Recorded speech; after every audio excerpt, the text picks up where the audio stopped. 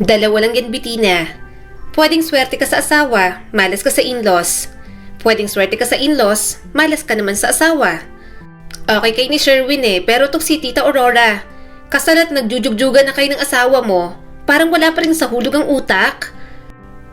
Sabihanan mo, nako, siya ang naglalakad ng kamalasan sa buhay mo. Sinaway naman agad ni Bettina ang kaibigan niyang Selena. Huwag mong sabihin yan. Mother-in-law ko pa rin si Mama. At anong jugjugan? Nakakagulat talaga yung mga terms mo, kung ano-anong natututunan mo. Tumawa naman si Selena. Ay nako, sisihin mong inaanak mo. Nahahawa ako sa pagiging Becky ng anak ko na yon kahit babae ako. Natawa na lang si Bettina. Nakatayo siya sa likod ng counter ng kanyang flower shop. Inaayos niyang isang bouquet ng mga tulip dahil may order sa kanila. Nag-aayos naman si Lena ng istante sa malapit. May customer sila kanina pero walang tigil kadadaldal si Lena. Nakurot niya tuloy sa tagiliran. Pero nang makaalis ang customer, nagpatuloy na naman sa pagdaldal ng walang humpay. Lumapit si Lena at sumandal sa counter. Hanap din naman kasi yung si Tita Aurora. Ang daming drama. Ayaw na siya na lang ang mag-artista. Ayaw na nga ni Sherwin, hahatakin pa pabalik. At ikaw naman, pinaghihirapan mo pa rin makuha ang loob niya kahit halatang ayaw niya naman sa'yo. Bumuntong hininga si Bettina at inilapag ang mga bulaklak. Alam ko naman yun, Lena. Hindi niya ako gusto. Ramdam ko naman. Napailing ang kanyang assistant. Ayokong makita ka na sinusubukan ng husto na makipaglapit sa kanya. Kahit na nararamdaman mong hindi kanya matatanggap. Anong gagawin ko? Magiging masungit at aawayin siya dahil lang ayaw niya sa akin? Gumupit si Bettina ng laso at itinali yun sa bouquet. Hindi naman pwede yun, Lena. Nanay siya ni Sherwin at baka mas lalo lang niya akong ayawan. Okay lang naman na ganun ang pagtrato niya sa akin. Naniniwala ako na pagdating ng panahon, bubuksan niya rin ang puso para sa akin. Wala na rin naman siyang magagawa. Asawa na ako ng anak niya. Tumaas ang isang kilay ni Lena at hindi pa rin kumbinsido. Sana, ganyan rin ang pananaw ko, Bettina. Hindi kanya gusto. Iniisip ni Tita Aurora na sinira mong acting career ng anak niya. Hay, naalala ko na naman ang walang hiya kong biyanan at asawa. Kaya mas gusto ko na lang maging single mother kay Bading. Ayaw ko pa ng problema. Napakurap si Bettina. Narinig ko siya na sinisisi niya nga ako. Pero sa tingin ko, hindi niya talaga maintindihan. Desisyon naman yun ng asawa ko. Hindi ko naman pinilit si Sherwin na mag-quit. Gusto niyang buhay na to, Lena. Gusto niyang mag-settle down na talaga. Matagal na. Napabuntong hininga si Bettina. Alam niya kung saan humuhugot ng inis ang kanyang mother-in-law. Nasa peak na noon ng acting career si Sherwin. Naging sikat na ito, napansin ng mga tao at alam na may higit pang potensyal. Pero mas pinili ni Sherwin na bumaba sa tuktok ng kasikatan para sa kanya. At yon ang hindi matanggap ni Aurora. Nakaramdam si Bettina ng kirot sa kanyang dibdib, ngunit agad niya yung tinakpan ng kalmadong ekspresyon. Alam ni Sherwin kung anong mga gusto niya, at palagi siyang malinaw sa akin tungkol sa kanyang mga damdamin. Palagi niyang nababanggit bago pa man siya sumikat. Handa siyang mag-move forward at iwan ng showbiz. Marrying age na rin naman kasi siya ng mga panahong yon. Nagpatuloy pa si Lena. At paano naman ang bahay niyo? Kay Tita Aurora pa rin kayo nakatira. Pinagawa yun ni Sherwin para sa inyong dalawa. Tapos hindi niyo matirhan. Sayang, ang laki-laki. Isang mahinang tawa ang pinakawalan ni Bettina kahit may bahid ng kalungkutan. Wala akong magagawa. Yun ang hiling ni Mama sa amin. Ayaw niya rin naman na mag-isa sa kanila. Gusto niyang kasama pa rin si Sherwin. Naiintindihan ko naman. Only child lang ang asawa ko. Wala na rin ang papa niya kaya baka hindi pa handa si Mama na i-let go si Sherwin. Dahan-dahang tumango si Lena. Hay, mahirap kasamang in-law sa bahay, Bettina. Lalo na kung hindi mo kasundo. Subuko na yan, kaya makinig ka sa akin. Sana isipin pa rin ni Sherwin na hindi sa lahat ng pagkakataon pagbibigyan niyang mga hirit ni Tita Aurora. Muling bumuntong hininga si Bettina.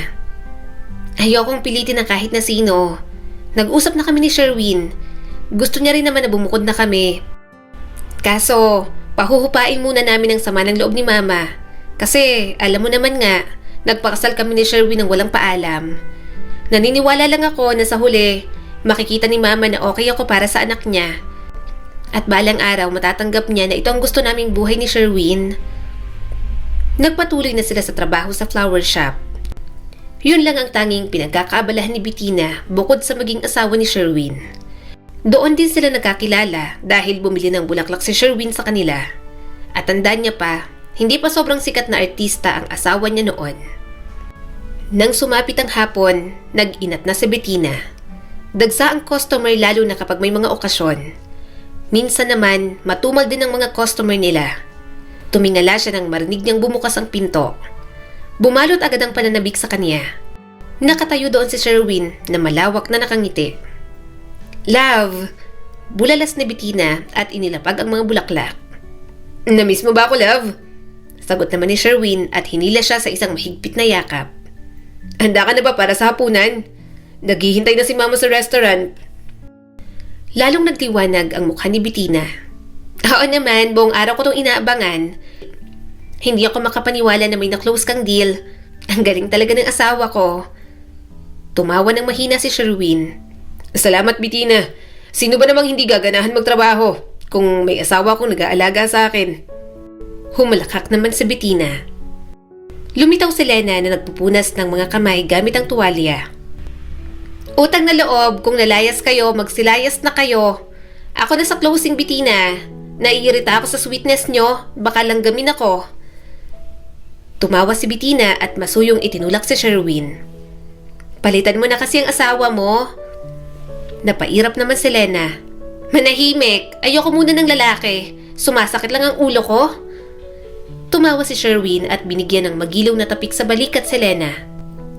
"Huwag kang mag-alala, Lena. Ihahanap kita ng pwedeng bagong asawa na kilala ko." "Kung artistang gwapo, ay, go na yan. Pero kahit na, ano ba yan? Tama na, nakakainis kayong dalawa." Reklamo ni Lena at kunwaring lumalayo. "Dito na lang ako, single forever." Hindi napigilan ni Bettina na mas tumawa sa kalokohan ng kaibigan. "Alam mo, mahal ka namin, Lena. Gusto naming maging masaya ka rin sa love life mo." Nanlaki ang mga mata ng kaibigan niya. "Magsilayas na kayo. Doon na kayo sa far away." Ngumiti si Sherwin sa kanya at pinisil ang kamay. "Let's go, Bettina. Baka naghihintay na si mama sa atin." Sa paglabas nila ng flower shop, napangiti si Bettina. Excited siya hindi lang para sa hapunan, kundi para sa milestone sa negosyo ng kanyang asawa. Napaka-supportive niya kay Sherwin sa lahat ng ginagawa nito. Pagdating nila sa restaurant, nakita agad ni Bettina ang kanyang biyana na si Aurora. Nakaupo ang ginang sa isang table malapit sa bintana. Tumingin ang mother-in-law niya habang papalapit sila. "Good evening, Bettina, Sherwin," sabi ni Aurora at may tipid ng ngiti. "Ano bang meron ngayon? Bakit kailangan sa labas pa tayo kumain?" Napangiti si Sherwin. "Celebration po para sa na-close kong business deal, mama. Medyo malaking deal po yun para sa negosyo ko, kaya gusto ko pong i-celebrate." "Ganun ba?" Humigop ang ginang ng inumin nito. Nagkatinginan sila ni Sherwin. Pareho nilang naramdaman ang kawalan ng interes ni Aurora sa sinabi nito. Hinawakan niya ang kamay ng asawa at tahimik itong pinanatag. Naging maayos ang hapunan habang nag-uusap sina Bettina at Sherwin tungkol sa business deal. Kitang-kita niyang passion talaga ng asawa niyang pagnanegosyo. Gayunpaman, napansin ni Sherwin na hindi sumasali sa usapan si Aurora. Maya-maya, inilapag ni Aurora ang baso at tumingin ng diretso kay Sherwin. "Alam mo, Sherwin, mas malaki pa ang kita mo sa show business dati. Bakit mo sinasayang ang mga talento mo sa maliit na negosyong to? Dapat bumalik ka sa industriya, anak. Makikita lang kitang successful kapag nasa harap ka na ng kamera." Naramdaman ni Bettina ang namumong tensyon at sinulyapan si Sherwin. Bahagyang sumeryoso ang ekspresyon nito, bagamat nananatiling tahimik. Marahan niyang hinawakan ang braso ng asawa. Batid niyang alam nito na isang tahimik na paalala yon na manatiling kalmado. Dahan-dahang bumuntong hininga si Sherwin at inilapag ang mga kubyertos. "Mama, nasabi ko na sa'yo. Masaya ako sa ginagawa ko ngayon. Hindi ko po kailangan ng spotlight para matupad ang mga pangarap ko. Ang negosyong to, ito po talagang hilig ko. At naniniwala po ako na mapapalaki ko rin." Naningkit ang mga mata ni Aurora. "Ngunit pwede kang kumita ng milyon-milyon sa showbiz, anak. Nasa iyo ng lahat. Ang karera mo, ang looks, ang katanyagan. Bakit sinayang mo lang? May contact pa ako sa dating handler mo. Pwede ka pang pumasok sa agency kung gugustuhin mo lang. Marami pang fans ang gustong sumuporta sa'yo. Hindi ka ba naawa sa fans mo? Simula umpisa nandyan na sila. Basta mo na lang silang iniwan sa ere. Kumuyom ang panga ni Sherwin. Naglabas na po ako ng statement tungkol sa pag-aasawa ko. At naiintindihan naman po siguro ng fans ko na gusto ko nang mag-quit sa pag-aartista at magkaroon ng tahimik na buhay kasama si Bettina. Mama, hindi naman habang buhay magiging artista na lang ako. Kumikita na ako, Mama, at sa gawaing hilig ko naman talaga. Pwede rin naman po akong kumita ng milyon sa aking negosyo ngayon. Hindi na po ako babalik sa showbiz. Hindi po yun ang gusto ko. Ramdam ni Bettina ang tensyon sa hangin. Halatang naiinis na si Sherwin pero pilit niyang pinipigilan ito para sa kapakanan ng maayos na dinner celebration nila. Gayunpaman, hindi nagpapapigil si Aurora. Alam mo, kung hindi dahil dyan kay Bettina, baka nasa showbiz ka pa. Hinayaan mo siyang baguhin ang landas mo. At ngayon, natigil ka sa pangarap na to at nagtsatsaga sa maliit na negosyo. Wika ni Aurora. Napayuko si Bettina. Siya na naman ang nakita ng mother-in-law niya para sisihin. Lumingon ito sa kanya at ipinatong ang kamay sa kamay niya. Hanggang ngayon po ba, si Bettina pa rin ang sinisisi ninyo? Mahinang tanong ni Sherwin. Hindi po yan totoo, Mama. Hindi ako pinilit ni Bettina sa kahit na ano o mag-quit sa showbiz. Ginawa ko po ang desisyong yun dahil ito na po ang nagpapasaya sa akin. Masaya po ako sa mga pinili ko. Hindi na po ako babalik sa showbiz. Pagod na ako sa industriyang yun, Mama. Sana maintindihan mo naman po. Sandali silang natahimik. Tumingin si Bettina kay Sherwin. Mabuti na lang talaga. Palagi siyang ipinagtatanggol ng kanyang asawa. Hindi naman nagsalita si Aurora, ngunit nananatili ang tingin nito sa kanya. Pinisil ni Sherwin ang kamay niya at lumambot ang ekspresyon. E-enjoy na lang natin ang gabing to, okay? Tumango si Bettina at napangiti sa kanyang asawa. Pagkatapos ng dinner, umuwi na rin naman sila ni Sherwin. Hindi na sumabay si Aurora dahil pupunta ito sa kasino para magsugal muna ng ilang oras. Ayaw man ni Sherwin, hinayaan na lang nito ang sariling ina. Alam nila pareho na nagsusugal si Aurora kapag hindi makalmang isip. Love, anong nasa isip mo? Tanong ni Sherwin, malumanay ang boses at sumulyap sa kanya. Isang mahabang hininga ang pinakawalan ni Bettina. Saglit siyang nag-alinlangan. Hindi sigurado kung sasabihin niya ba ang nasa isipan. Hindi ko alam. Iniisip ko lang ang lahat ng nangyari kanina. Pag-amin niya rito, ang nanay mo, gusto niya talagang bumalik ka sa pag-aartista. Bahagyang humigpit ang mga kamay ni Sherwin sa manibela, ngunit nanatiling kalmadong ekspresyon nito. Alam ko, matagal niya nang ipinipilit yun sa akin. Napakagatlabi si Bettina at puno ng pagdududa ang puso niya. Paano kung may itinatapon kang importante sa buhay mo? Ayokong ako ang dahilan ng pagsuko mo sa acting career mo, Sherwin. Paano nga kung ako ang pumipigil sa'yo na maabot ang buong potential mo? Kasi saka ka lang naman nag-quit nang magdesisyon kang pakasalan ako, di ba? Nanginginig ang boses ni Bettina. Parang bato sa dibdib niyang takot na magsisi ang asawa niya sa mga desisyon nito. Nanlambot naman ang mga mata ni Sherwin. Hininto nito ang sasakyan. Paglingon sa kanya, hinawakan nito ang kanyang kamay. Si Mama. Simula bata pa lang, nang nag-aartista na ako, si Mama palagi ang kasama ko. Kaya ngayong ibang tinataha ko parang hindi niya gusto. Pero eventually, alam kong matatanggap rin ni Mama. Huminga ng malalim si Sherwin. Bettina, wala akong sinusukong pinagsisisihan ko. Nakapili na ako at masaya ako dito. Okay lang ako sa aking negosyo. Kung anong buhay ang meron ako ngayon. Ayoko nang manatiling sikat at parang walang privacy ang buhay. Ang gusto ko lang naman, matatag ang mga negosyo natin at masaya tayong magkasama. Napasulyap si Bettina kay Sherwin.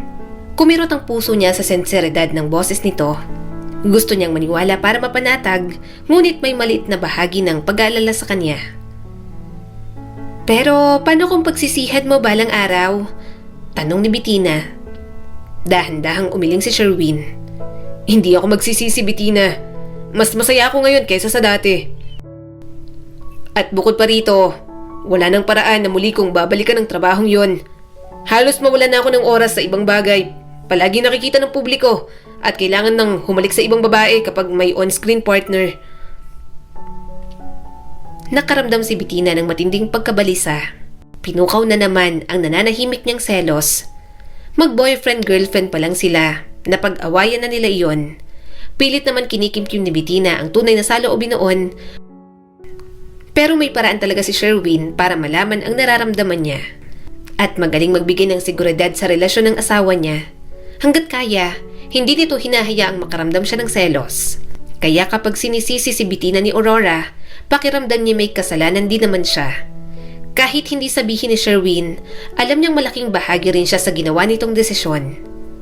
Nanghina ang boses ni Bettina at umiwas ng tingin. Okay lang naman sa akin. Pipilitin kong maging okay kung mag-aartista ka ulit. Napabuntong hininga ito. Bettina, hindi mo na kailangang maging okay sa bagay na yan. Hindi na ako babalik sa showbiz, hindi ba? Ayokong makaramdam ka pa ng insecurities o selos. Mahirap na lalo at mag-asawa na tayo. Professional man yun. Alam kong nasasaktan ka pa rin nun kapag may mga ka-eksena kong ganun. Dahan-dahang tumango si Bettina. Ayoko lang na maging dahilan na parang may malaki kang bagay na napakawalan ng dahil sa akin. Gusto kong maging masaya ka kasi asawa kita, Sherwin. Isang matamis na ngiti ang ibinigay sa kanya nito. Bettina, masaya ako. Pinasasaya mo ko. Ayokong maramdaman mo ulit ito. Gusto kong maging secure ka sa piling ko. Ikaw ang gusto ko at walang magbabago. Mag-focus lang tayo sa kung anong mga plano natin at syempre, sa baby na gusto nating dalawa. Walang ibang nagawa si Bettina kundi ang umiti. Nararamdaman niya ang init ng mga sinasabi nito sa kanyang dibdib, ang katiyakang kailangan niya. Hinawakan ni Bettina ang kamay ni Sherwin. Palaging hindi madali ang pagsasama nila. Subalit palaging nagdedesisyon ng buo si Sherwin, kaya napapanatag rin siya. Marami silang plano sa hinaharap at yun ang mahalaga. Bakit hindi na lang natin planuhin kung saan tayo magse-celebrate ng wedding anniversary natin? Nakangiting tanong ni Sherwin. Nawala ang pangamba ni Bettina at napalitan na yun ang kagalakan. Ang ganda dito, Sherwin, sabi ni Bettina, magaan ang boses at puno ng saya. Nasa beach sila ng araw na yon. Private resort yon ng kaibigan ni Sherwin dahil gusto ng asawa niya. Silang dalawa lang ang nandon at walang ibang guests. Doon nila napiling mag-celebrate ng kanilang wedding anniversary. Okay na rin para makapagpahinga sila at bakasyon nila sa mga busy nilang trabaho. Nginitian ni Bettina si Sherwin na gwapong-gwapo pa rin sa suot nitong casual beachwear. Nakakahawa ang tawa ng asawa niya at ang paraan ng pagtingin nito sa kanya. Tumango si Sherwin at sinuklay ng kamay ang kanyang buhok. Lahat ng magagandang bagay na kaya kong ibigay, deserve mo, Bettina. Pinisil niya ang kamay ng asawa. At deserve mo rin na mahalin katulad ng pagmamahal mo sa akin. Happy anniversary, love. Napangiti muli si Sherwin at idinampi ang mga labi sa kanya. Matapos ang ilang saglit na pamamasyal, hindi na napigilan ni Bettina ang hatak ng dagat. Lumingon siya kay Sherwin at nagniningning ang mga mata sa pananabik. Tara, lumangoy tayo. Nakangiti niyang paanyaya. Si Sherwin na laging maingat ay nag-alinlangan. Hindi ba parang medyo malakas ang alon, love? Mamaya na lang. Tumawa si Bettina at ikinaway ang kamay. Marunong naman tayong lumangoy. Saka hindi pa delikado ang current ng mga alon na yan. Huwag kang mag-alala. Tamang-tama lang ang tubig. Tumawa ng mahina si Sherwin. Nilalamig lang talaga ako kaya ayoko munang lumangoy. Humalakak na rin si Bettina. Kailan ka pa natakot sa tubig? Halika na, love. Sa isang mahinang tawa, bumigay na rin si Sherwin at lumusong na sila pareho sa malamig na tubig. Umalingaw-ngaw ang tawa ni Bettina habang tumatalsik ang tubig sa kanilang paligid.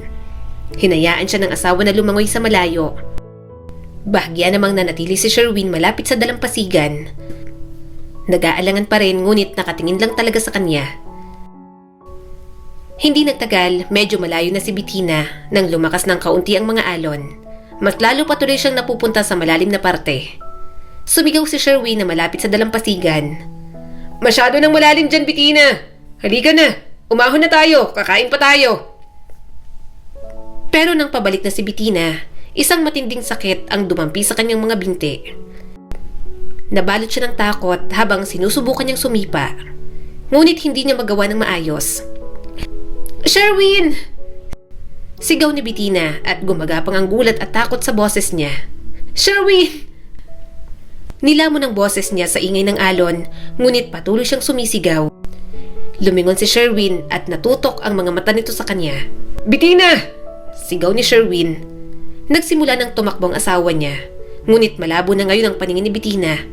Tumataas ang tubig habang sinusubukan niyang panatilihing nakalutang ang sarili. Nanginginig ang kanyang mga braso, ngunit hindi tumutugon ang kanyang mga paa. Sherwin! Sigaw ulit ni Bettina at nanginginig ang boses sa takot. Lumangoy palapit sa kanya si Sherwin. Malakas ang mga hampas ng alon, ngunit baka sa mga mata ang gulat at takot habang papalapit. Bettina, kumapit ka lang, papunta na ako! Sabi nito nang umahon para maghabol ng hininga. Ngunit bago pa siya maabot ni Sherwin, nilamon na siya ng tubig. Bumaba si Sherwin. Hinawakan ng kamay nito ang braso niya at hinila siya paahon. Kumapit ka lang, Bettina! Humihingal na sabi ni Sherwin. Hawak na kita! Pero isang malakas na alon ang bumangga sa kanila na nagpakawala ng lakas ni Sherwin.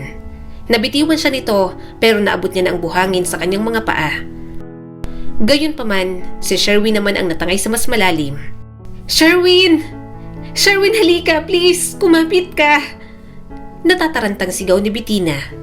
Pero mas nilalamon ng alon si Sherwin. Harap-harapan niyang nakita.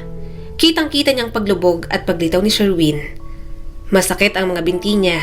Pareho silang malulunod, kaya hindi niya alam ang kanyang gagawin. Gayunpaman, pinilit niya pa rin maabot ito. Sherwin! Nanlaki ang mga mata ni Bettina sa takot. No! Please! Tulong! Humarap siya sa dalampasigan. Nakikita niya na ang mga tauhan sa private resort na papunta sa kanila. Pero sa muling paglingon ni Bettina, hindi niya na nakita pa si Sherwin.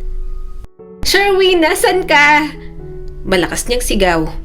Umulingaw sa tubig ang sigaw ni Bettina. Subalit ang lalaking mahal na mahal niya, hindi niya na muling nakita. At nang makita ito ng mga tauhan sa resort, tanging katawan na lang ni Sherwin ang nakita na wala ng buhay. Namalayan na lang ni Bettina, nasa sementeryo siya, nakatayo roon sa libingan ni Sherwin. Nanginginig ang kanyang katawan, namumulang mga mata at namamagana dahil sa ilang araw na pag-iyak. Ibinababa na ang kabaong ni Sherwin sa lupa at alam niyang kasama roon ang kanyang puso. Mahigpit ang hawak ni Bettina sa laylayan ng kanyang bestida. Pilit na pinipigilan ang walang tigil na pagpatak ng mga luha sa kanyang mga pisngi. Sorry, love. I'm sorry. Kasalanan ko. Mahinang usal niya at napapikit. Marami ang nakiramay kay Sherwin, maging mga dating fans ni Sherwin, nagluluksa sa pagkawala ng asawa niya. Bawat hikbi ay nagpapaalala sa sakit na dulot ni Bettina. At ang mga alaala ng mga huling sandaling nilang magkasama ay tila nag-iwan ng sugat sa puso niya. Ikaw ang may kasalanan nito! Tila matalim na punyal ang boses ni Aurora. Ikaw ang may dahilan kung bakit siya namatay. Palagi kang problema para sa kanya, Bettina. Simula nang pinakasalan ka ng anak ko, nagbago ang lahat sa buhay niya. Sana hindi ka nalang nakilala ng anak ko.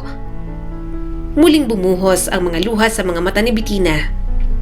Mama, please. Hindi ko po ginustong malunod si Sherwin. Hindi! Hindi mo sinasadya pero ikaw pa rin ang dahilan.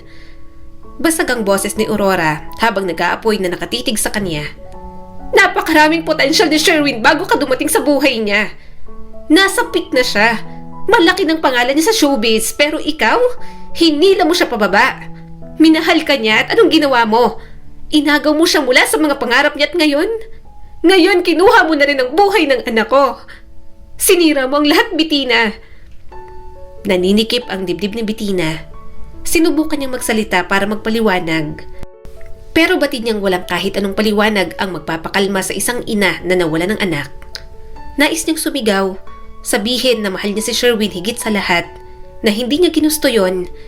Subalit alam niyang malaking bahagi siya sa dahilan ng pagkawala ng kanyang asawa. Wala kang karapatang pumunta dito! Mariing sabi ni Aurora at nanginginig ang boses sa galit. Lugar to para sa pamilya lang ni Sherwin.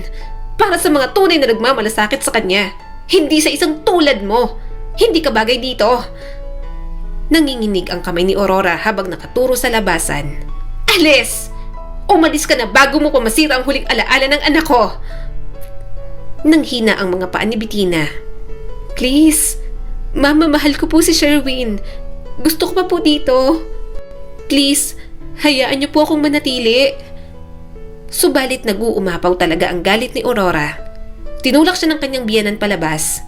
Kahit mapahiya siya sa mga tao, wala na itong pakialam.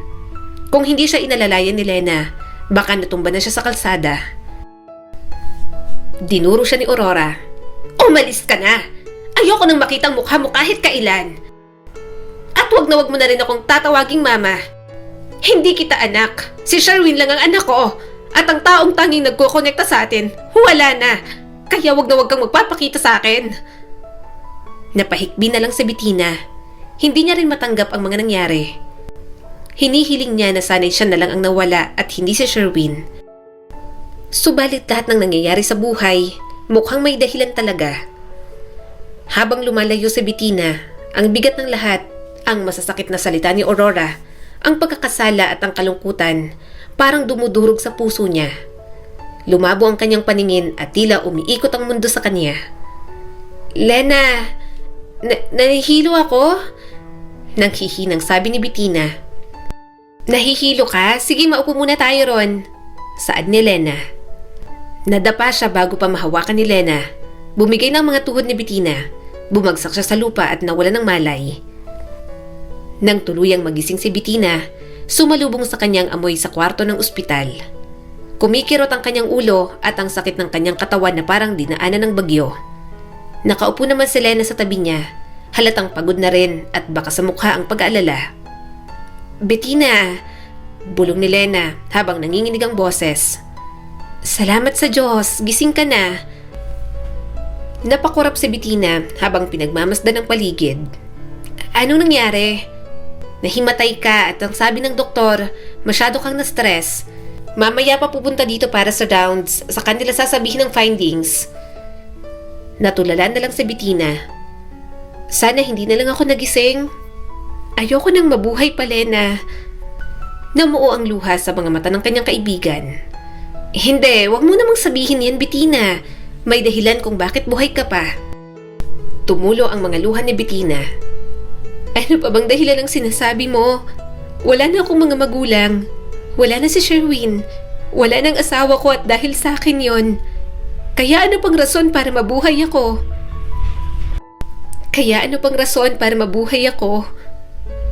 Umiling si Lena. Nandito ako. Nandito pa rin kami ng inaanak mo. Mahal ka namin. Please, lumaban ka pa rin sa buhay. Isang mahinang katok sa pinto ang nagpatigil sa kanilang pag-uusap. Pumasok ang isang doktor na may hawak na clipboard. Ngumiti ito ng malumanay pero seryoso ang mga mata. Bettina, kumusta ang pakiramdam mo? May balita ako. Na-stress ka kamakailan at nakakaapekto yun ng lubos sa kalusugan mo. Pero dapat ingatan mong sarili mo, lalo na't buntis ka. Nanlaki ang mga mata ni Bettina sa gulat. Buntis? Tumango ang doktor at binigyan siya ng isang nakakapanatag ng ngiti. Oo, kaya kailangan mong iwasan ng stress para sa kapakanan ng kalusugan mo at ng baby. Namuo ang luha sa mga mata ni Bettina habang bumubulong. Si Sherwin, wala na siya. Pero sa kanya to. Ang baby namin. Nabasag ang kanyang boses at lumakas pa ang mga hikbi. Nawawala na siya ng pag-asa pero binigyan siya ng dahilan para mabuhay pa. Iniwan ni Sherwin ang munting buhay na nasa katawan niya at batid niyang mananatili ang alaala ng asawa niya sa kanilang anak. At kahit na hindi sapat para maibsan ang sakit, nagbigay yung kay Bettina ng munting aliw na hindi niya inaasahan. Iniyakan niya hindi lang ang pagkawala ng lalaking mahal niya, kundi ang anak na nilikha nilang dalawa. At ang batang yon, isang munting pintig na magdadala sa mga alaala ni Sherwin para sa kanya. Napakarami ng pinagdaanan ni Bettina, kalungkutan at pagkawala. Pero ngayon, may bagong layunin sa kanyang buhay. Kailangan niyang protektahan ang munting buhay na lumalaki sa loob niya. Ang bawat desisyon na ginagawa niya, ang bawat hakbang na kanyang gagawin, lahat ay para sa baby nila ni Sherwin. Pinipilit niyang kumain, nagpapahinga hanggat kaya niya, at tiniyak na maiwasan ang anumang stress. Madalas niyang matagpuan ang kanyang sarili na nakikipag-usap sa baby niyang nasa tiyan pa lang. bumubulong ng mga salita ng aliw at pagmamahal. Iba rin talaga tong si Sherwin. Nawala man siya, may alaala namang iniwan sa'yo. Nakangiting sabi ni Lena. Napangiti si Bettina. Hindi ko alam, Lena. Parang regalo sa akin ang anak namin ni Sherwin. Nawawalan na ako ng pag-asa pero nalaman kong buntis ako. At sobrang saya ko na nandito siya. Kahit paano naibsan ang pagluluksa ko sa asawa ko. Mataman siyang tinitigan ni Lena. Tama yan, Bettina. Bumangon ka para sa sarili mo at para sa anak mo.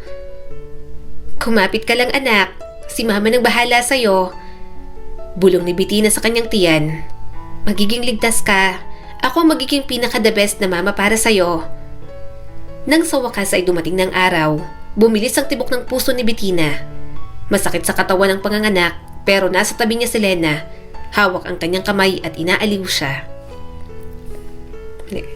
Masakit sa katawan ng panganganak pero nasa tabi niya si Lena para hawakan ang kanyang kamay at suportahan siya. Sige lang, Bettina. Ere pa, kaya mo yan. Para sa anak niyo ni Sherwin, kayanin mo. Pagpapalakas ni Lena sa loob niya. Pagkatapos ng ilang oras ng panganganak, sa wakas ay narinig niya ang unang iyak ng kanyang sanggol. Tumulo ang mga luha sa pisngi ni Bettina habang nakatingin sa kanyang bagong silang na anak na babae. Babae po ang anak mo, ma'am. Nakangiting sabi ng nurse habang iniaabot sa kanyang anak niya. Congratulations po. Hinawakan ni Bettina ang bata. Shaira, mahal kong Shaira. Eto na si mama. Sa sandaling yon, alam ni Bettina na siya ang magiging ina na dati niyang pinapangarap. Mamahalin niya ng buong buo ang batang yon at poprotektahan ito sa lahat ng paraan. Si Shaira ay bahagi ni Sherwin, isang bahagi ng lalaking minamahal ni Bettina. Kaya mamahalin niya rin ng tama ang kanyang anak. Napakagandang bata naman itong si Shaira, Bettina. Manang-mana sa ama. Artistahin din ang mukha. Nakokita mo naman ang tangos ng ilong. Girl version ng asawa mo. Nakangiting sabi ni Lena habang kargang anak niya. Gumuhit ang malawak ng ngiti sa mga labi ni Bettina. Kaya nga, masaya ako na mas marami siya nakuha kay Sherwin kaysa sa akin. Para talagang alaala ng asawa ko ang anak namin. Inugoy ni Lena ang anak niya.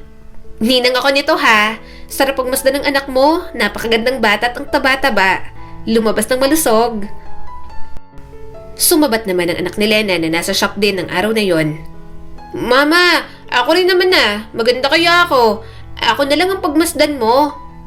Ay, sawang-sawa na ako sa iyong bading ka. Biro ni Lena sa anak nito.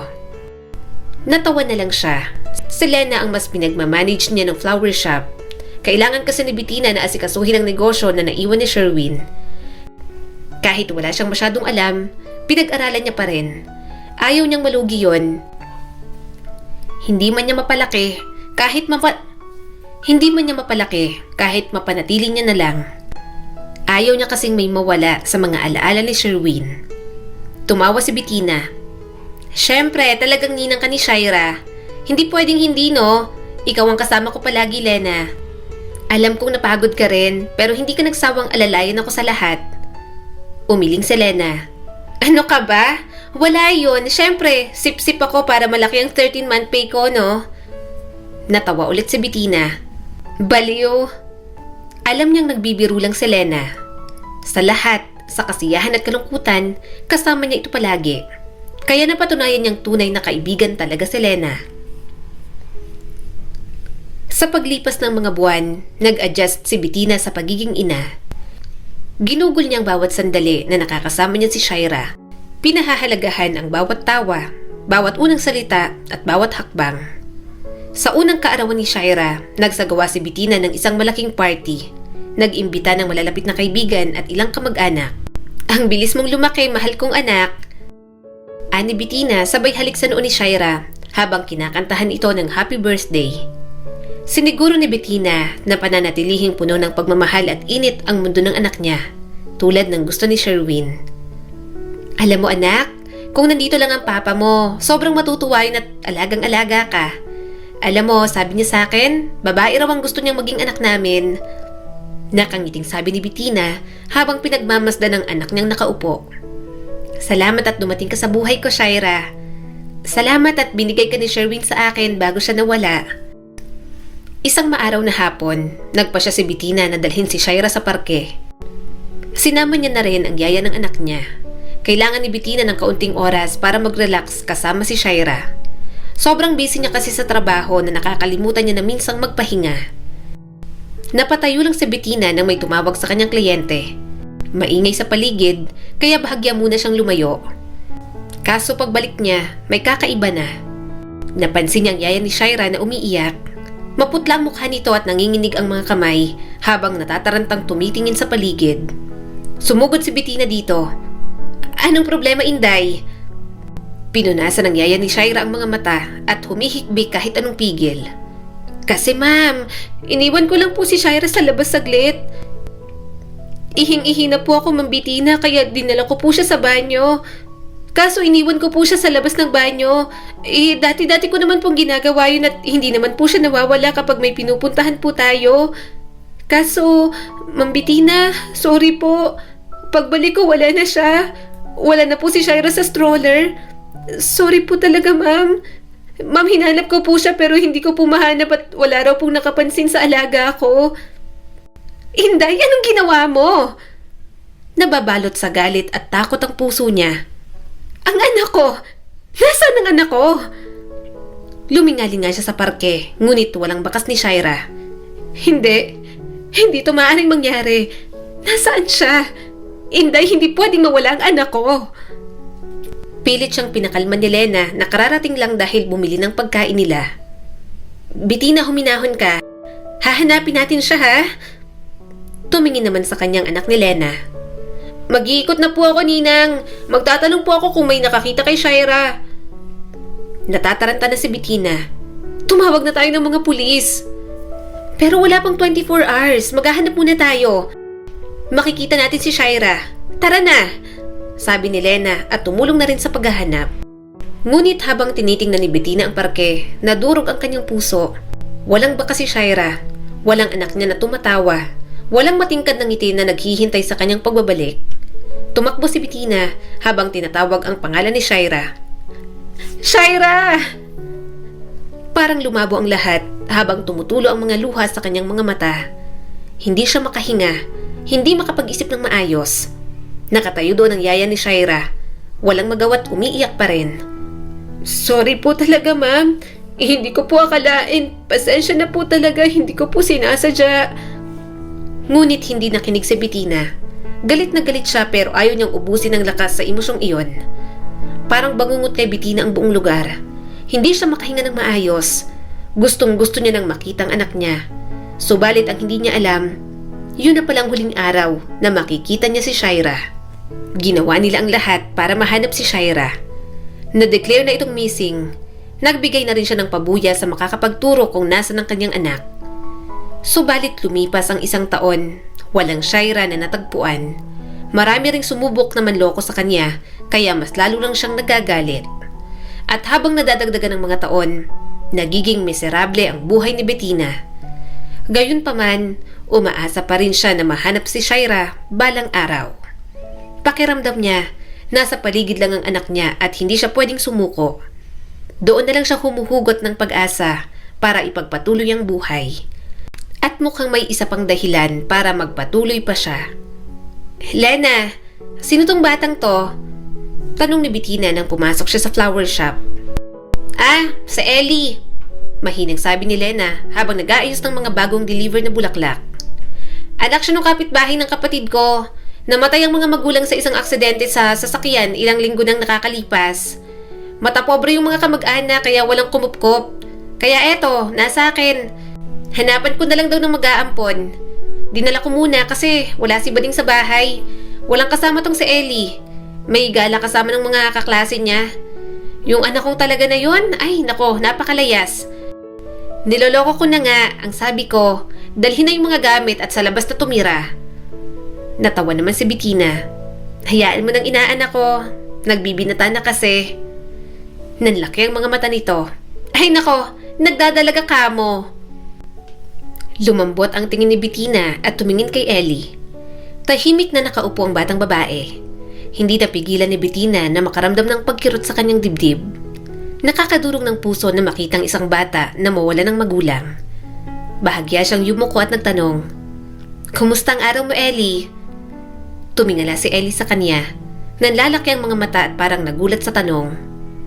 "Ayos lang po, pero malungkot." Habang nakatingin siya kay Ellie, isang alaala ang sumagi sa kanyang isipan. Ang sarili niyang anak na si Shaira. Mukhang kaedad ni Ellie si Shaira. Kung kasama niya pang anak, baka ganoon na rin ito kalaki. Napuno ng pananabik ang kanyang dibdib sa kabila ng pangungulila. Nandoon pa rin ang kawalan na hindi pa ganap na naghihilom. Dahan-dahang tumayo si Ellie. Nagulat na lang siya nang pinulupot nito ang mga braso sa bewang niya. "Alagaan mo na lang po ako," sabi ni Ellie at nanginginig ang boses. "Gusto po kitang maging mama. Gusto ko po sa'yo." Natigilan si Bettina. Hindi niya inaasahan yon. Wala siyang planong mag-ampon ng bata. Walang balak magsimula ng bagong kabanata sa buhay niya sa ganoong paraan. Ngunit sa sandaling yon, sa yakap ni Ellie, may naramdaman si Bettina na isang pamilyar na sakit. Isang sakit na hindi niya naramdaman sa loob ng maraming taon. Parang nakatayo si Shaira sa kanyang harapan. Ang anak na nawala sa kanya, parang ngayon ay nagmamakaawa. Napabuntong hininga si Bettina nang lumhod siya sa level ni Ellie. Bahagyang nanginginig ang kanyang mga kamay habang hinahaplos ang mukha nito. Tumingin si Bettina kay Lena at nangingilid ang mga luha. "Huwag ka nang humanap ng ibang mag-aampun sa kanya, Lena. Aampunin ko si Ellie. Ako nang magiging nanay niya." Nanlaki ang mga mata ni Lena sa gulat. "Talaga? Aampunin mo siya? Tamang desisyon yan. Hindi na ako mahihirapang maghanap." Bumaba ang tingin ni Bettina kay Ellie. "Pangako, Ellie, aalagaan kita. Simula ngayon, pwede mo na rin akong ituring na mama mo. Hindi ka na nag-iisa." At sa sandaling yon, alam ni Bettina na yun na ang bagong simula. Isang tao na hindi niya inaasahan, ngunit isang desisyon na nadama niyang tama. Ang sakit sa kanyang puso. Nakahanap na si Bettina ng paraan para magmahal muli. "Let's all welcome our debutant, Ellie Forteza," anunsyo ng MC. Nagpalakpakan ang mga bisita. Bumaba si Ellie na 18 taong gulang na, suot ang napakagandang purple ball gown. Magarbo ang debut party nito at yon ang inaasahan ni Bettina. Gusto niyang mapasaya si Ellie at mapaligiran ang mga taong nagmamahal dito. Hindi napigilan ni Bettina ang mapangiti. Hindi na si Ellie ang batang nagmamakaawa ng pagmamahal noon. Isa na itong umuusbong na dalaga na puno ng buhay at mga pangarap. Pagkatapos ng party, sobrang daming kwento ni Ellie sa kanya. Ayaw pang matulog dahil nagbubukas ng mga regalo. Hindi man lang yata nakakaramdam ng pagod ang dalaga.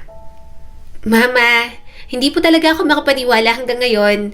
Si Ken, siya po ang last dance ko. Ang perfect po ng debut ko, Mama. Napaka-gentleman niya po at sobrang kinakabahan ako kanina pero nakakamangha pa rin. At nang sinagot ko po siya kanina, nakita ko pong tuwang-tuwa rin siya." Tumawa si Ellie at puno ng excitement ang boses. Humalakak si Bettina at inalis ang ilang buhok sa mukha ni Ellie. "Natutuwa akong magkaroon ka ng masayang party, anak. Deserve mong maging masaya."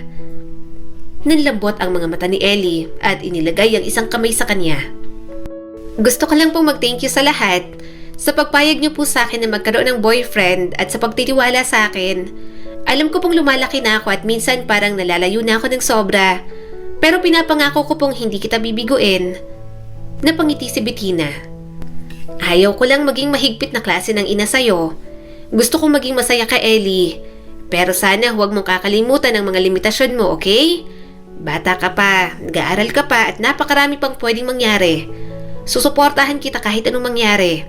Pero sana, lagi mong tatandaan ang bilin ko sa'yo." "Opo, Mama." Seryosong sabi ni Ellie at puno ng senseridad ang boses. Habang nakatingin si Bettina kay Ellie, hindi niya maiwasang makaramdam ng matinding kirot sa kanyang dibdib. Bigla niya na namang naalala si Shaira. Kasing edad sana ni Ellie ang anak niya sa taon na yon. Muling umusbong ang sakit ng pagkawala ni Shaira tulad ng dati at naramdaman niya ang pamilyar na bigat sa puso niya. Tila naramdaman ni Ellie ang pagbabago ng kanyang mood. "Mama? Mama, okay ka lang po?" Napakurap si Bettina, pilit tinatakpan ng emosyon. Iniisip ko lang si Shaira. Iniisip ko tuloy siya sa ganitong edad. Ipinagdiriwang din ang kanyang 18th birthday. Iniisip ko kung katulad mo, nakadanas din ba siya ng ganito? Kung nasaan man siya, may nag-aalaga kaya sa kanya? May nagmamahal kaya sa kanya? Binibigay ba ang lahat ng pangangailangan niya? Lumambot ang mukha ni Ellie at humakbang papalapit. Sa tingin mo po ba, mahahanap pa rin siya at nandyan lang po si Shaira? Umaasa ka pa rin po bang makikita siya ulit? Sumakit ang puso ni Bettina habang nakatingin kay Ellie. Hindi ako tumigil sa pag-asang mahanap ang anak ko, Ellie. Kahit na lumipas ang mga taon na to, hindi ako sumuko sa paghahanap sa kanya. Hanggang ngayon, gumagawa pa rin ako ng paraan para mahanap siya.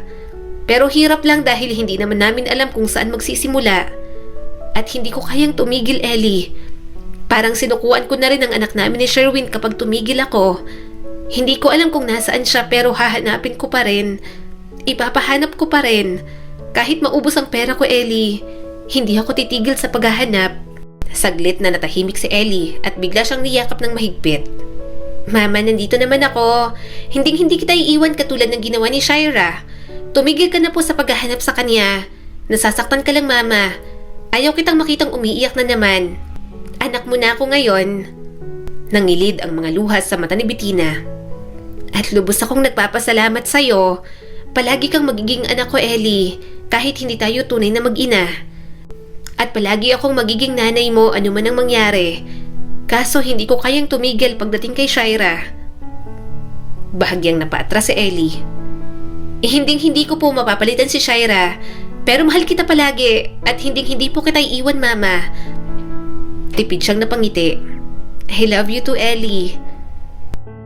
Kahit na ang sakit ng pagkawala ni Shaira ay hindi kailanman ganap na nawala, alam ni Bettina na darating ang panahon na mawawala rin ang lahat ng iyon. Sobrang saya ko, Bettina.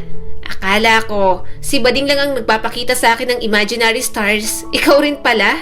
Yung bag na gusto kong kunin mo, ah. Hirit sa kanya ni Lena habang kausap sa kabilang linya. Natawa naman si Bettina. Oo na, tumawag ka pa talaga. Pumasok si Bettina sa luxury store. Hindi siya maluhos sa mga bagay. Kung mayroon man siyang gamit, regalo lang din sa kanya. Ngunit para kay Lena, bibili siya ng mamahaling bag. Kaarawan ni Lena sa susunod na linggo at alam niyang matagal na nitong inuungot ang nakitang mamahaling bag. Ang daming nagawa sa kanya ng kanyang kaibigan, kaya alam niyang deserve nito iyon. Bettina, nakuha mo, tama? Alam mo naman yung bag na sinasabi ko? Puno ng pananabik ang boses ni Lena. Nandito na ako, Lena. Relax, kukunin ko ang gusto mong bag dito. Sabi ni Bettina habang naglalakad sa mga hani ng mga bags. Sinusubukan ko lang malaman kung alin dito. Ang dami. Pwede mo bang ipaalala ulit sa akin? Seryoso? May gold clasp yung bag, black leather. Alam mo, isang buwan ko nang kinahuhumalingan talaga yung bag na yon. Bulalas ni Lena sa video call nila. Natatawang umiling si Bettina. Naalala ko na, kukunin ko na. Nakita ko na nga, oh. Eto yun, diba? Ayan, ang galing mo. Iuwi mo na, itakbo mo na lang para hindi masakit sa bulsa. Natawa si Bettina. Maghintay ka, babayaran ko pa. Ano, basta ko na lang itatakbo to. Baliw ka talaga. Humalakak naman si Lena. Maya-maya pinatay niya rin ang tawag. Lumingon siya sa attendant at ngumiti. Ngunit bago pa man makapagsalita si Bettina, isang malambing na boses ang pumutol sa kanya. Excuse me? Sabi ng isang dalaga sa attendant. Gusto ko pong tingnan itong bag na to. Napalingon si Bettina. Namangha siya sa ganda ng dalaga. Maayos ang pananamit, mahaba at makintab ang itim na buhok. Mistiza at matangkad din. Maamo pa ang mukha, kaya nakakagaan ng loob tingnan. Tumango ang attendant at walang sabi-sabi, nalipat ang tingin ng dalaga sa kanya. Nginitian siya nito. Gusto niya rin po yung bag? Tumango naman si Bettina. Oo, sana. Regalo ko para sa kaibigan ko. Napangiti naman ito.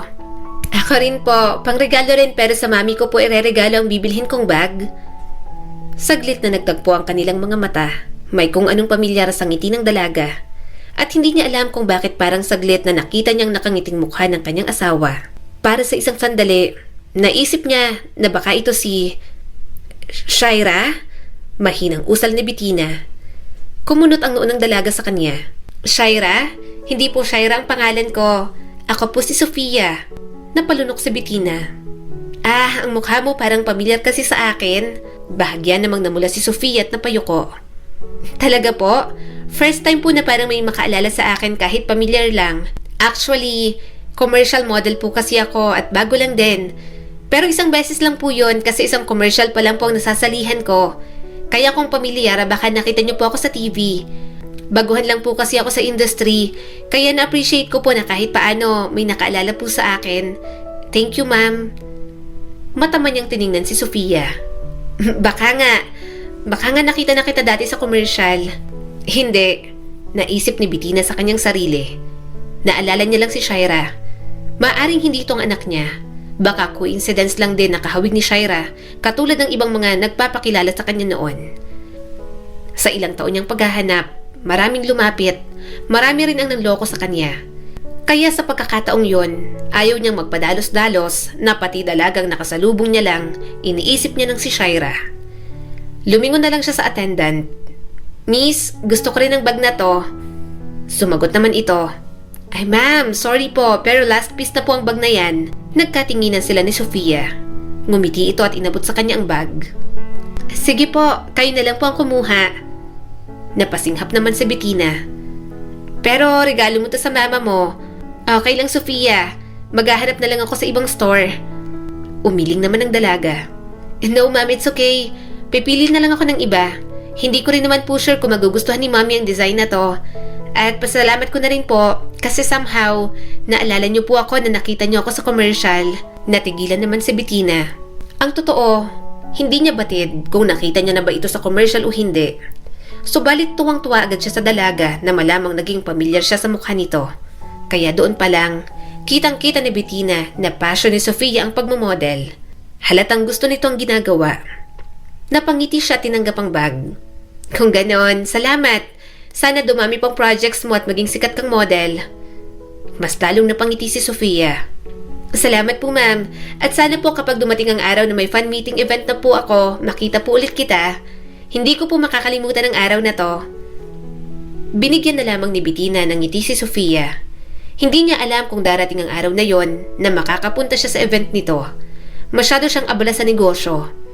Subalit naalala niya talaga sa mga ngiti ni Sofia si Sherwin.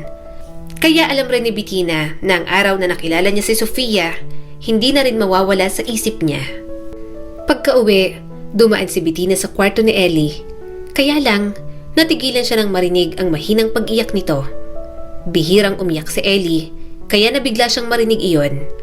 Marahan siyang kumatok sa pinto bago yun itinulak. Ellie? Malumana yung boses ni Bettina habang papasok sa loob. Anong problema, sweetheart?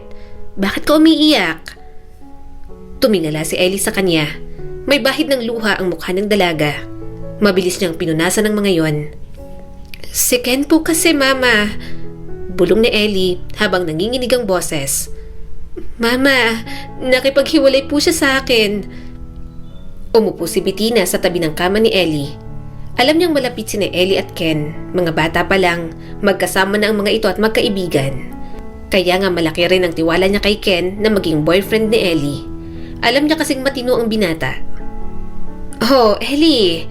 Mahina niyang sabi at niyakap ito. I'm so sorry. Bakit siya nakipaghiwalay sa'yo? Ngumuso si Ellie at humiwalay sa kanya. Sabi niya po, masyado raw po akong silosa. Palagi po ako nagagalit sa tuwing may mga babaeng nagtatangkang lumapit sa kanya. Sinabi niya po na ako palagi ang nagsisimula ng away. Sinigawan po ako ni Ken na sumusobra na ako.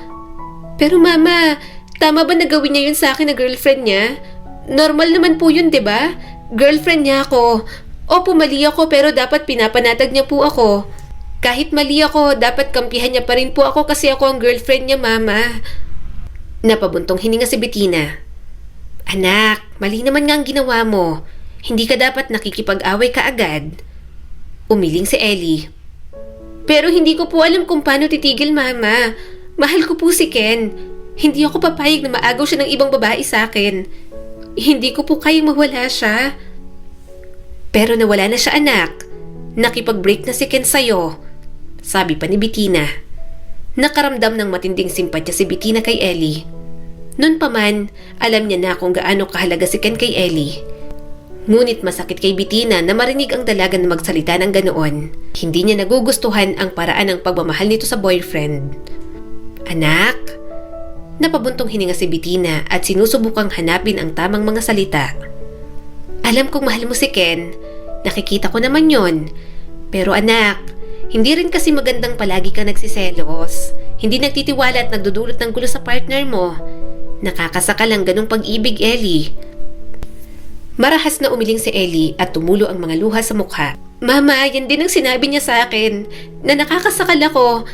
Bakit po kayo ganyan sa akin? Gusto ko lang naman pong protektahan ang relasyon naming dalawa. Hindi ko po kayong bitiwan si Ken. Hindi ko po kayong mawala siya ng ganon.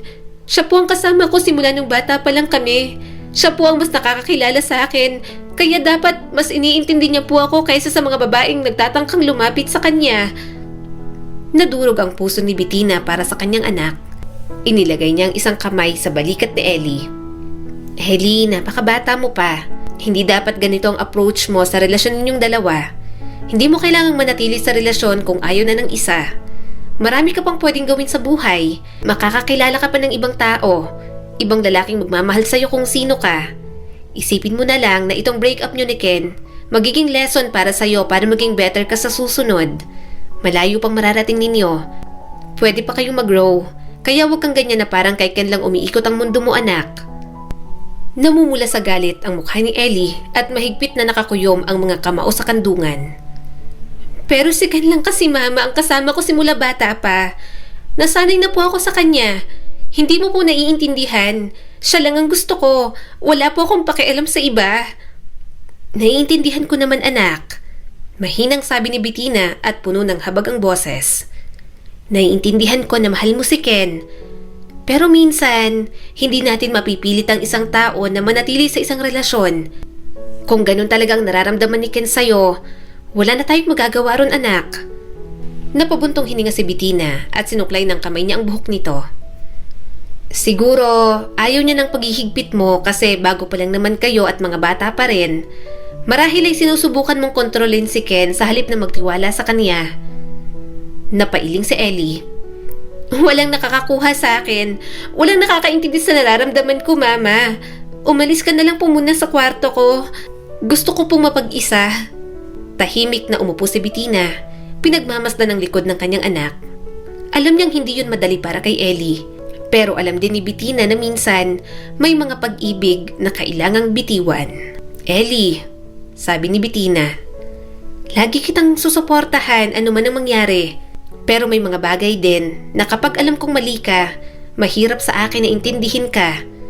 Kung si Ken ang nakatakdang makasama mo, babalik siya sa buhay mo. Pero dapat okay ka rin kung hindi siya. Matuto kang tumanggap ng mga bagay na nangyayari sa buhay mo. Naririnig niya na naman ang mahinang hikbi ni Ellie.